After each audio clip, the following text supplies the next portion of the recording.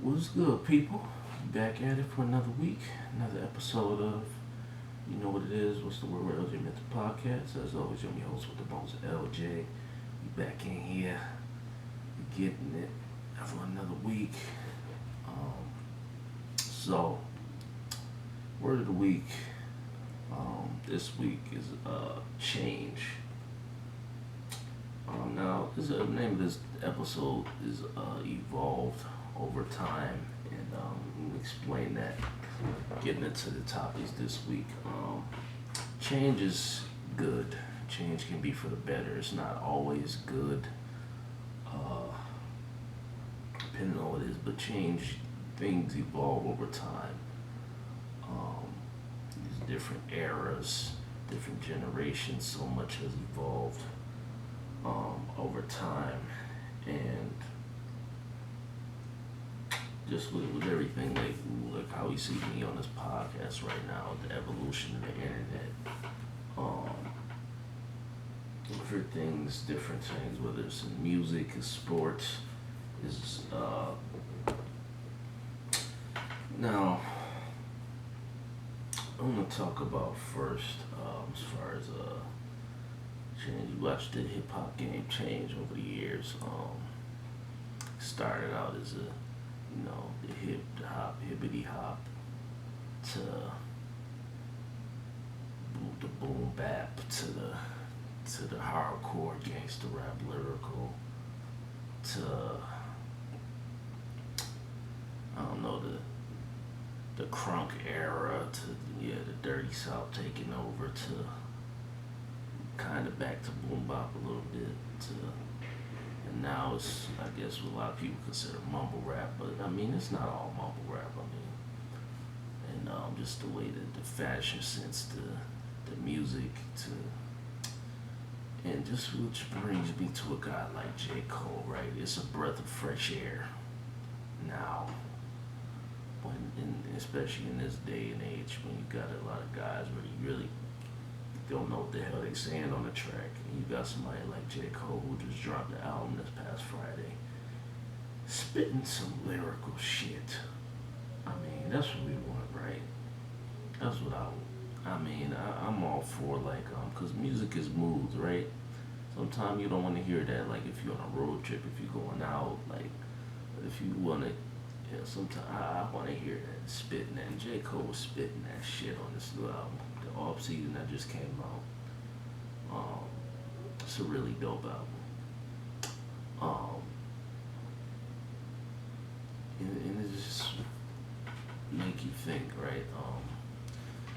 Who's the biggest guys now? I guess the up and comers. A lot of people probably say Lil Baby, the Baby. Are the two big dogs right now taking over the game. But I think it's still a Drake, Kendrick, and Cole era. I think it still is. They the big three of this generation. I think for the past 7, 8, maybe 10 years, those are the big three of this day and age, and I think that still reigns true. J. Cole, I think, just proved that with the album he just dropped. His projections have already said J. Cole's gonna have the number one album in the country this week. J. Cole got a lot of fans, so that goes to show you that people still care about lyrics. If they didn't, they wouldn't. I don't think that J. Cole is nice. And surprisingly, he had a few features on there because J. Cole don't really have a lot of features on his album, but I think it's appropriate. He had 21 Savage on there, and Lil Baby, along with a couple others. But overall, I think it's, and plus J. Cole produces a couple tracks, which is I think what he does on all of his albums. But overall, like, it's a really dope project, and 12 joints on it. A lot of, this is like nowadays, like a lot of the albums nowadays got really short songs now. I used to have like 3 verses, like 4.5 minutes, some 5 minutes, but now a lot of the tracks got 2 verses, like 2.5, 3 minute songs now. And J. Cole is keeping me with that trend. It's about a 40-minute album. Um, but yeah, it's a dope, it's a dope album. No, I like it. And I think on the 4th track on the album, Applying Pressure, when I first heard it, like he spitting on there, I'm like, man, he really going in on this shit. Um, and then a lot of people talk about later in the album, he talked about he had beef with Diddy and was fighting, he had fought Puffy like in 2013 over some shit, and talking about how he was putting on the facade growing up about trying to play a tough guy, but deep down he wasn't like that and all of that. Just bad. I mean, talk about his wife and how he gave him cheat and all that shit, grown man shit. But he was really talking that talk on Applying Pressure. Like, yeah, he was spitting that. And so far, it's my favorite track on the albums. I'm not a fan of a couple tracks on there, but albums I think over time grow on me, so I'll probably end up. Overall, I think it's a really dope project. But yeah, I think some tracks will probably end up growing on me. Which brings me to the point I want to make, right? Now the big three, I think, like I said right now, Kendrick, J. Cole, and Drake. And I've long said in this era, Kendrick is the absolute best. But J. Cole is making the case that he could be the best.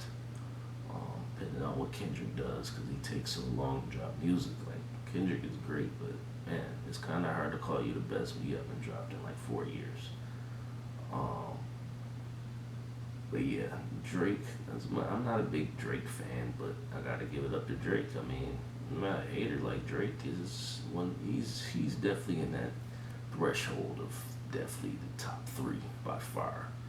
So he's probably the biggest artist, but J. Cole and Kendrick have major fan bases also. So, but as far as skill set, those are the 3 top dogs. As far as skill set, as far as MCs, those are the big 3.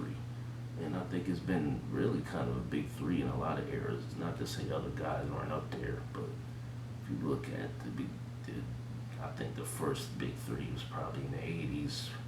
You got probably Big Daddy Kane, Rakim. You could say KRS One or LL. You could put the 3 or 4 in there. Those are the big 3 or 4.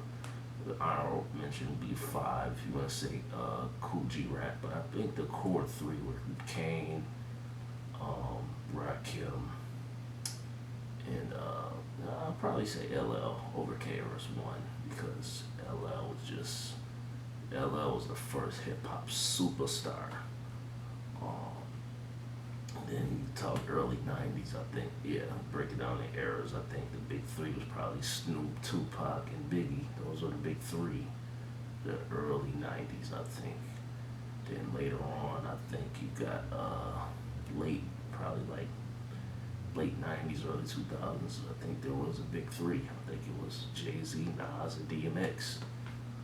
Some people argue, like, well, Biggie was still alive, it's Jay-Z, Nas, and Biggie. I argue Snoop was like the biggest thing, like in 93, 94, Snoop was like the biggest thing out. And Biggie was right there, and Pac was right there with Me Against the World, and All Eyes on Me dropping out, and then Pac was the biggest thing in the world. So I would say those are the big 3, early 90s. Then, yeah, I would say late 90s would be DMX, Nas, and Jay-Z. Those are the big 3, I think. Then you can argue like 50 dropped on the scene later on. Nelly was a little before that, but I don't put Nelly in that big 3. But right now, it's Kendrick, Cole, and Drake. It's been that way for a minute now, and they still going. Drake probably gonna drop something. I hope Kendrick drop this year. Yeah, I'm looking forward to it for Kendrick to drop, because it's been a minute.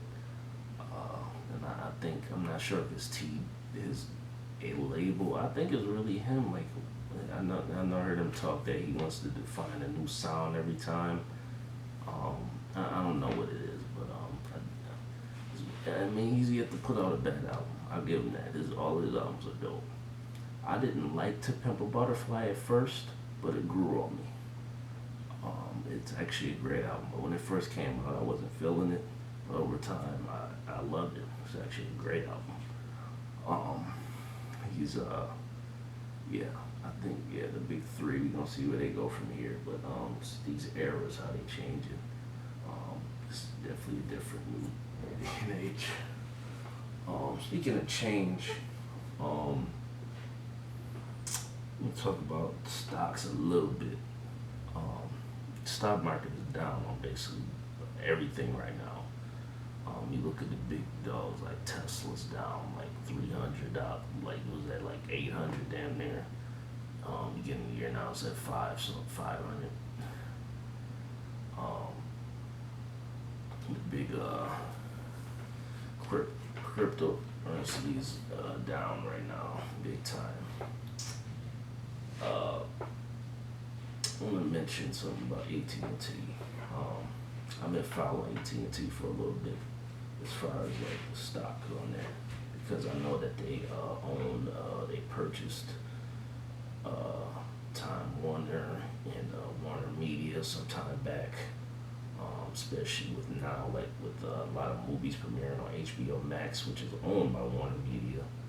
I knew that was going to be huge for the stocks for AT&T. And there was projection on AT&T, but they just had a deal with Discovery where I'm not completely sure how it's going to work, but looking at some of the terms of if you own AT&T stock, I think they said it's 71%. Like with Warner Media, the stock is going to go still to AT&T, and the other 29% is going to go to Discovery. So that's something to keep an eye on. So it's a $43 million deal. Damn. I'm not sure what all it entails, but yeah, that they got a big partnership going on right now, which does affect the stock. So definitely keep an eye on that if you got TNT stock. But as somebody once told me, you can't you see these big dips, you can't be afraid and don't panic. But you do have to know when to sell. But that's just something to keep an eye on right now. And I just thought it was interesting and wanted to talk about that because things change, things go up and down constantly. It's always a cycle. So for the big fall, it's always a big, much bigger comeback. So you gotta keep an eye on that. Pay attention to all of that.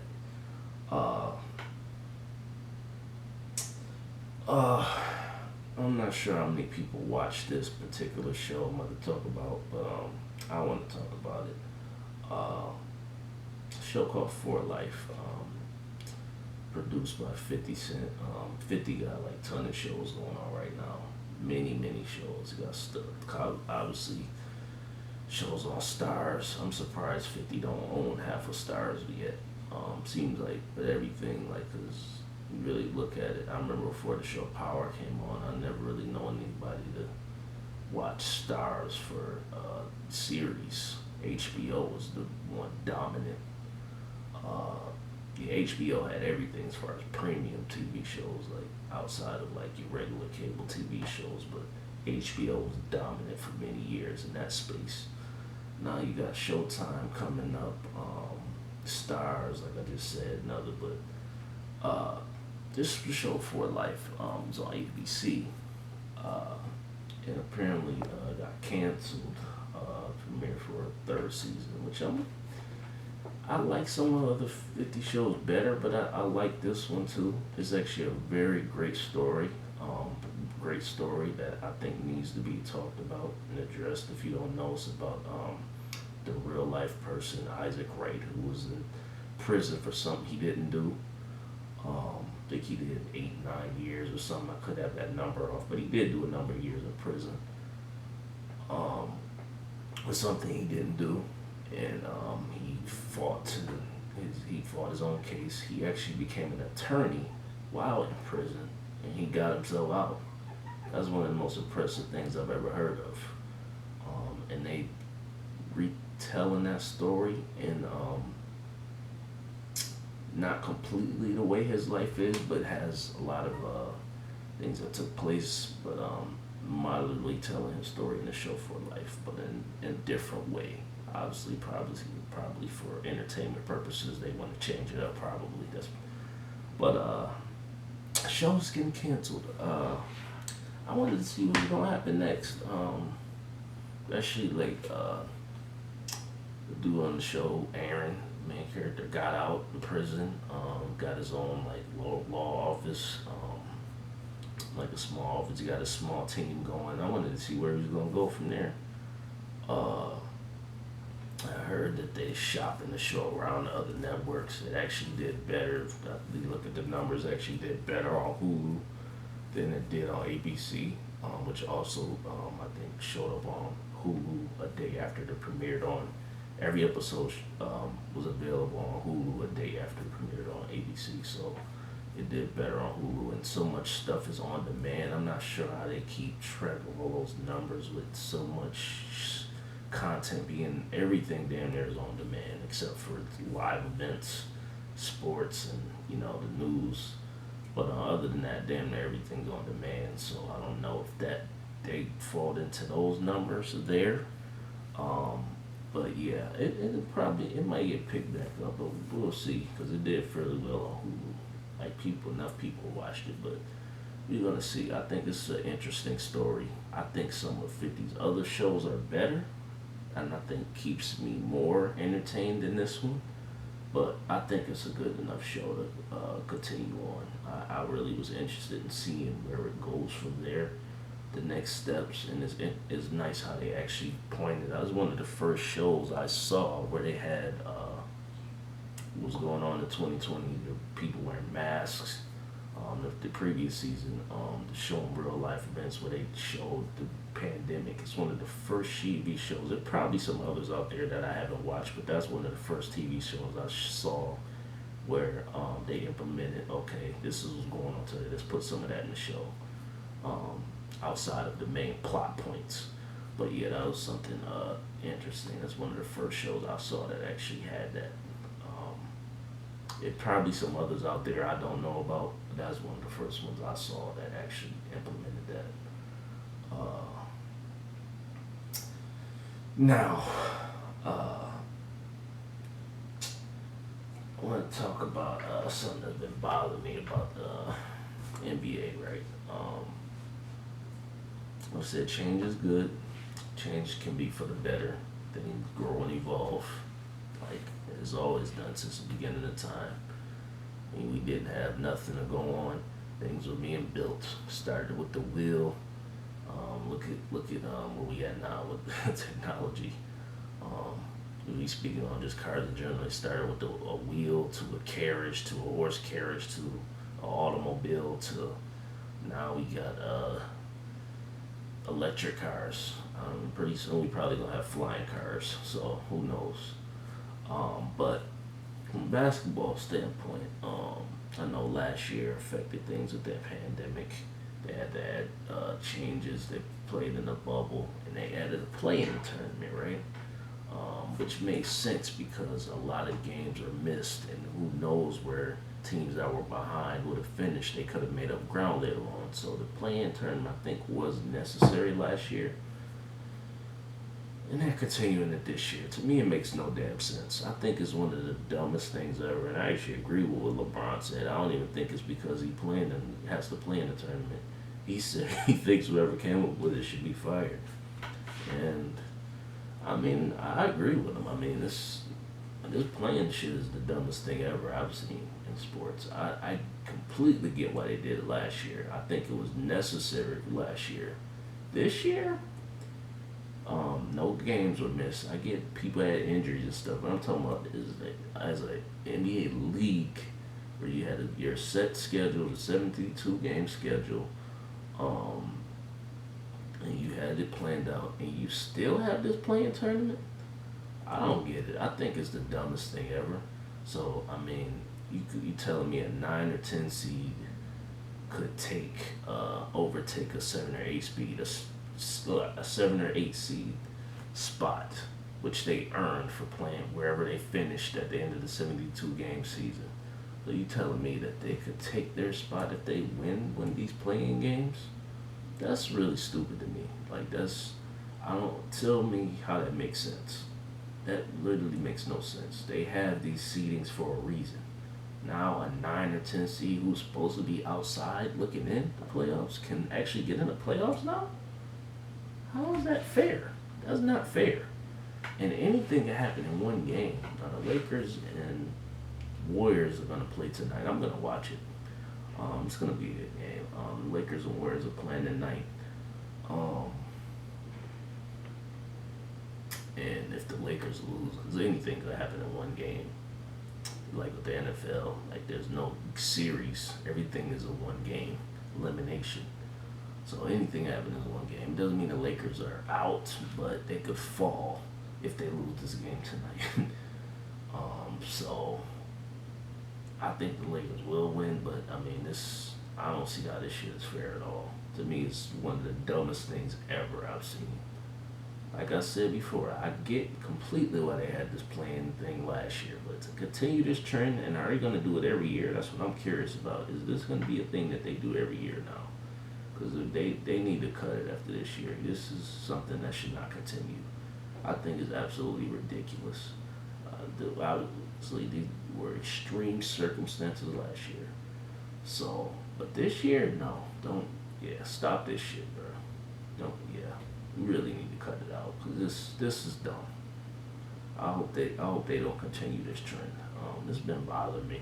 I think it's really fucking dumb. I just hate for some leagues that are so well run, so smart. I just hate seeing dumb shit like this. Like it's just dumb. Like I really do not see the point.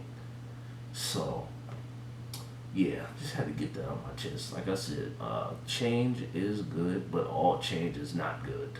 So that's my point. Like a lot of people always say change is good, which it is. I strongly believe that change is for the better. You have to grow and evolve, but all change is not good. Some shit is just making it worse, and some shit they're trying to fix something that's not broken.